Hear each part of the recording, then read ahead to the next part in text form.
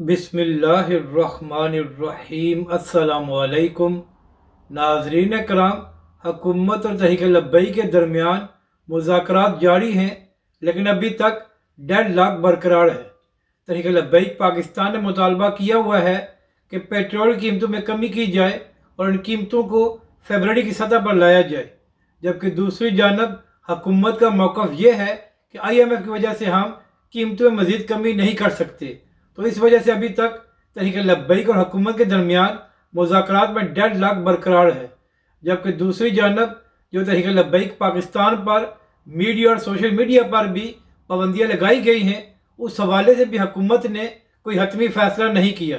तो नाज़रीन कराम, इस वक्त तहरीक लब्बैक का पाकिस्तान बचाओ मार्च सराय आलमगीर पर मौजूद है और सुबह अल्लामा साद हुसैन रिज़वी ने यह ऐलान किया था कि जब तक मुज़ाकरात हो रहे हैं तो तहरीक लब्बैक का लॉन्ग मार्च सराय आलमगीर में ही रुकेगा।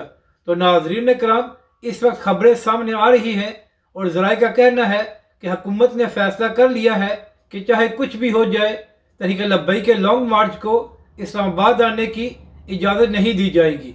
जबकि दूसरी जानब अल्लामा साद हुसैन रिज़वी ने यह बात कह रखी है कि हमारी मंजिल इस्लामाबाद है और तहरीक लब्बैक का लॉन्ग मार्च इस्लामाबाद आएगा।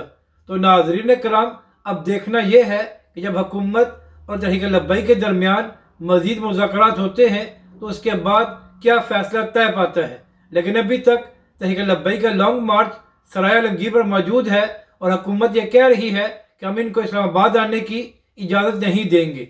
अपनी राय का ज़रूर इज़हार करें कि आपको यह वीडियो कैसी लगी और हमारे इस चैनल को भी सब्सक्राइब करें।